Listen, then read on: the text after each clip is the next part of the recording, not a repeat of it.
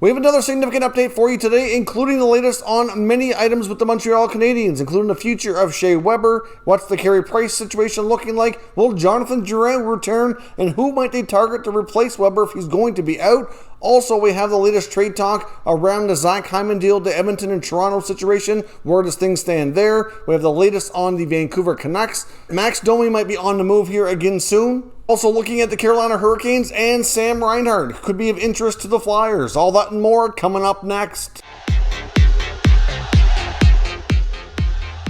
Welcome back to another video here at Top Shelf Hockey. Now, as I mentioned, we have a lot of information here today, a lot of updates on different situations, trades, signings, and some rumors, so let's dive right in and get started.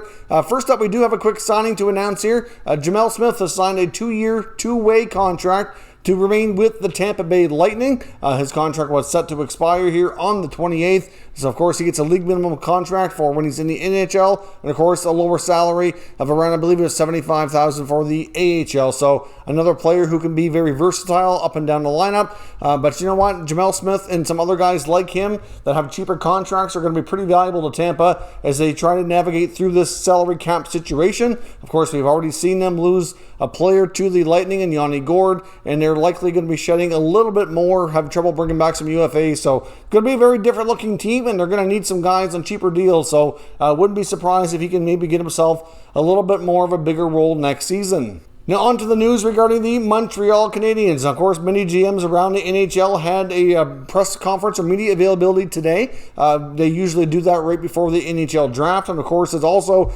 coincided with the roster freeze being lifted today. And of course, with the expansion draft happening last night, many GMs were facing a lot of different questions depending on their individual team situation. But when it comes to the Habs, a few updates on injuries. Marc Bergevin did acknowledge that Shea Weber will indeed be out for the entirety of the 2021-22 season. So he will not be playing this year.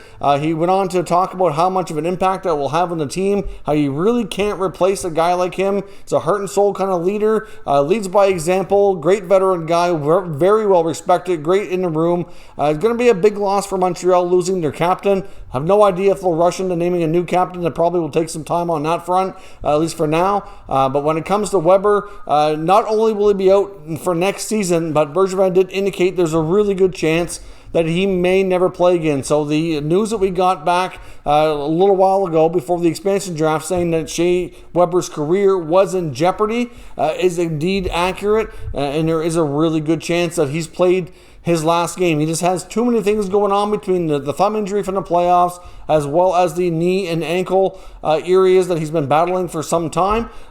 He's been playing through an immense amount of pain, and it looks like it just might be a situation now where he just can't take it too much more due to trying to preserve what quality of life he can have here. He's still a relatively young man with a family, has other things to consider here as well. Wouldn't be shocking to see Weber take on some kind of a different role with the team, but we'll see about that. I mean, obviously, he still has doctor's appointments to go through, and we won't be able to probably get official word from the league when it comes to what his contract status will be for the Habs, likely until training camp. That's kind of what we're led to believe by insiders right now, saying that until he shows up to training camp and can go through all the medical and physical testing that he needs to do, that'll help determine the league if they can approve long-term injury reserve status for him, or if he is going to have to retire. I would imagine he'd rather go on LTIR, of course, because then you don't lose the remaining money that's paid out on your contract, at least for another year or two. The last few years of his deal was a lot cheaper, but I think he was scheduled to make $6 million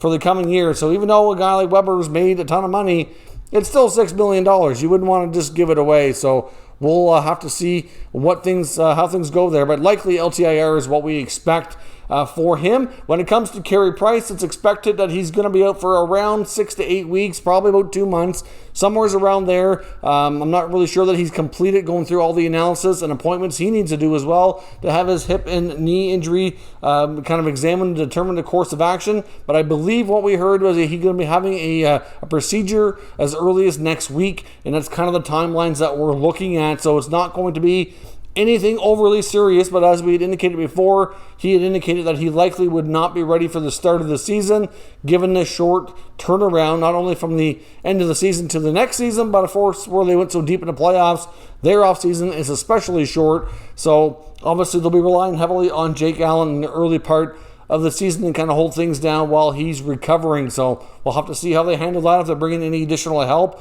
or maybe they'll just give Caden Primo an opportunity. It's kind of difficult to say at this point since it's so early on, but at least the price situation isn't as serious. Now, when it comes to Jonathan Drouin, there's some good news on that front, indicating from Bergevin that he is feeling better, and he is expected to resume his career, get back to playing, and is expected to be there in training camp with the Montreal Canadiens this fall as they prepare for the next season. So, of course, really didn't elaborate too much on all the stuff going on with him, but it looks as though he will be rejoining the team. Now, of course, assuming that nothing happens with a change of scenery, there was no talk of that. I mean, I guess we'll have to wait and find out. But I mean, based on Bergevin's remarks when it came to talking about him and how he's, used to being coached by Ducharme and how he's played some of his best hockey under him when he came in and all that, like, I'd be surprised if they did move him. And given the situation where he hasn't really played the best and has been battling whatever it was he was dealing with off the ice, it probably would be a difficult contract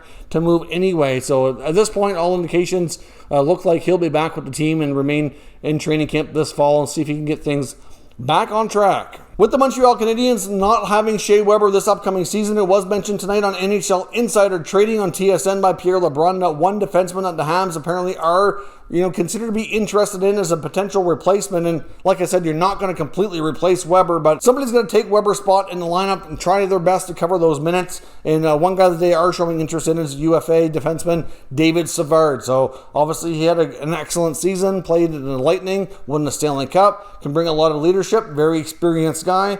Has been in the league now for quite some time, so he could be a pretty decent fit on that right side of Montreal. Of course, all of it's going to be dependent on what the price tag is going to cost. A lot of those guys in Tampa that are UFAs, not so much Savard because he was only there for 1 year, but especially the guys that have been there for multiple years and have multiple cups on their names are certainly trying to drive some pretty hard prices. Like we saw the Barclay Goodrow contract finally get made official earlier, 6-year deal at 3.6. So you can just imagine what Blake Coleman's going to get paid. And of course, we'll see what everything in going to Tampa and winning the cup will do for David Savard as well. But they also apparently did show some interest in Ristolainen with the Sabres, but of course that's an interdivisional trade, so it may happen, but it may not. It's hard to say really, but either way, the Habs are looking at options to replace that top right side blue line spot that Weber is going to be vacating, and Savard's a name of interest for them, so we'll see where things go. Now, of course, the Buffalo Sabres are going to be one of the more interesting teams to watch this offseason, as they have several players, including Eichel, Reinhart, and Ristolainen,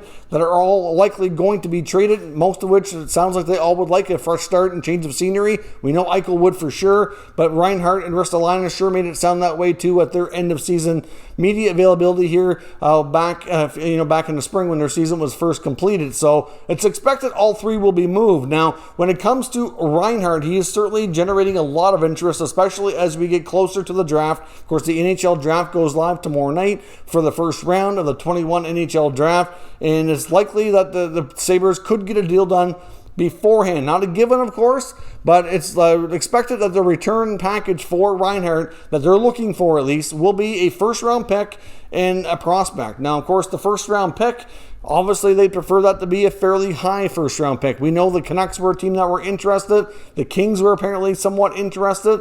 Today we found out that the Flyers are another team that's interested here as well. Now, we'll have to see how things go. I don't know what exactly the Flyers package would look like, but there was word that they also had some interest in defenseman Rasmus Ristolainen as well. We had also had reports back a few weeks ago saying that it was possible that Ristolainen could be packaged with either Reinhart or Eichel in a package trade with one of the teams that were kind of sniffing around, because many of them are looking for help on the blue line. Now, I understand the Flyers did acquire Ryan Ellis, but of course, with the other moves that they've made here, it's possible they could be looking to still change up their blue line a little bit.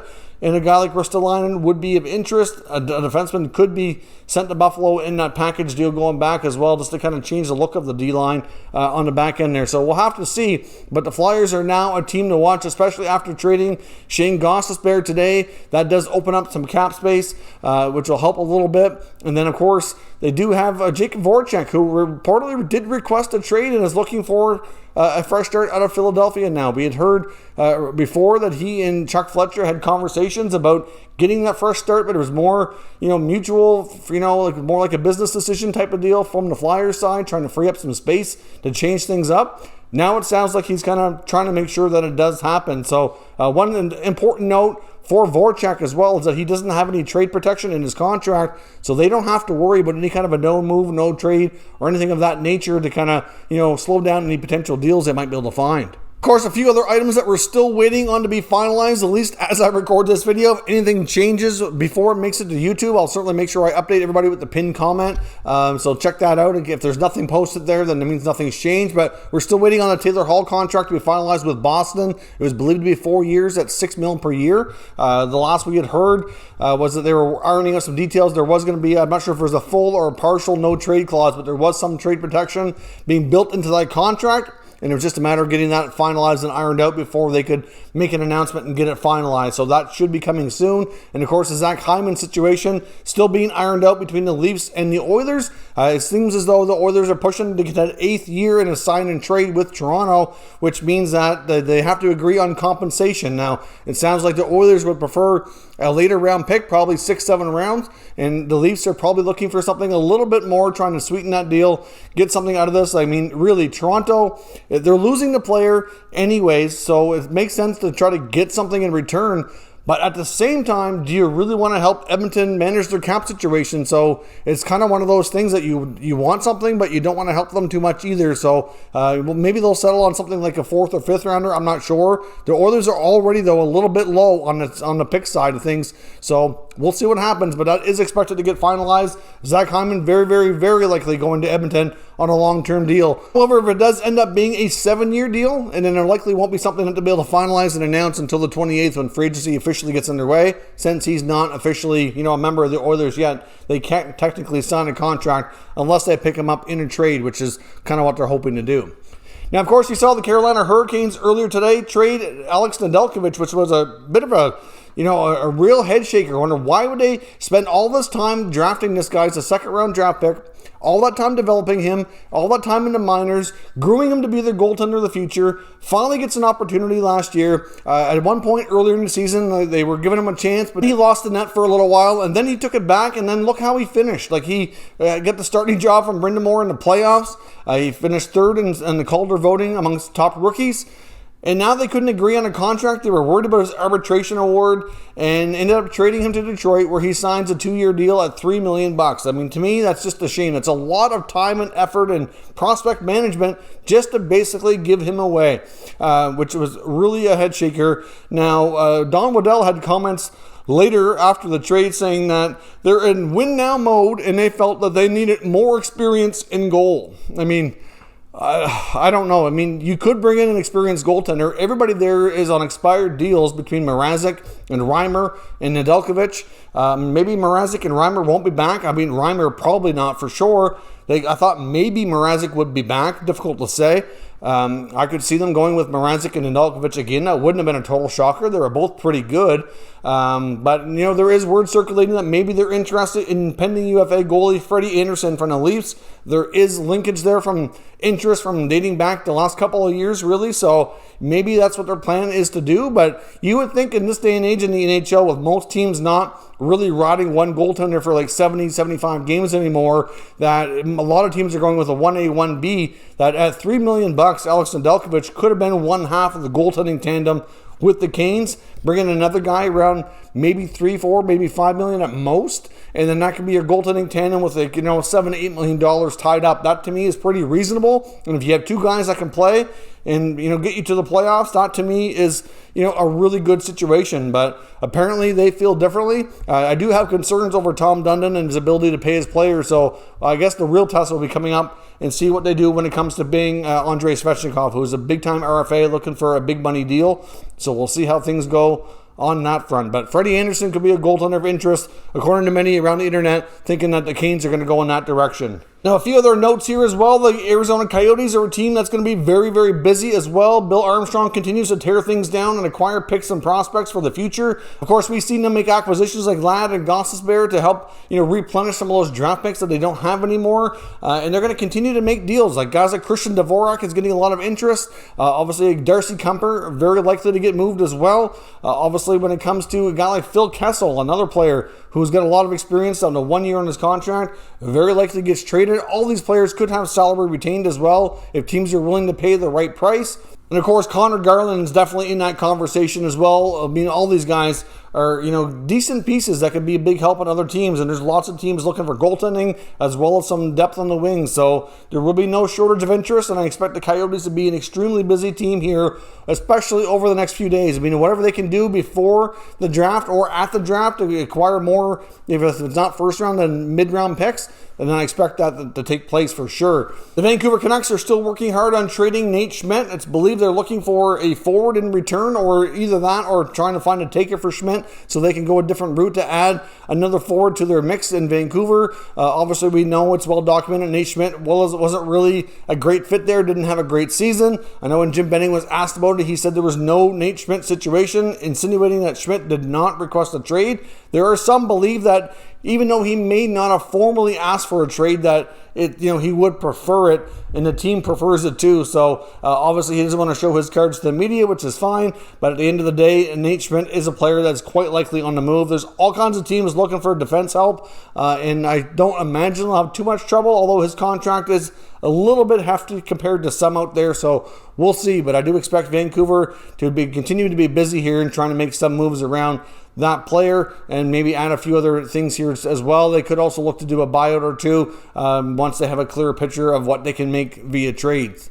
Aaron Portzline of The Athletic is reporting that Max Domi's future with Columbus is murky at best. That's his exact comment, saying that even though Domi was exposed in the expansion draft, there was a reason for that, and they were willing to let him move on and lose the player. Now, when it comes to Domi, he is having off-season shoulder surgery, will not be ready to start the season, expected to probably miss at least the first 2 months, probably not going to be ready till, I believe, the end of November, early December sometime, something around there. So it's probably unlikely that he'd be traded. I mean, I guess it's possible, but obviously teams are, maybe a little hesitant given that injury situation. They might want to wait and get him to come back and play and see how things go before they make a deal. But in the event that he is a part of the Jackets organization this season, Portzline reports that he likely will not remain with the team past the NHL trade deadline, and then he's going to be likely traded and moved on to get a different type of player in return. I'm not really sure what they're going to be looking for an asking price, of course. Of course, he was just recently acquired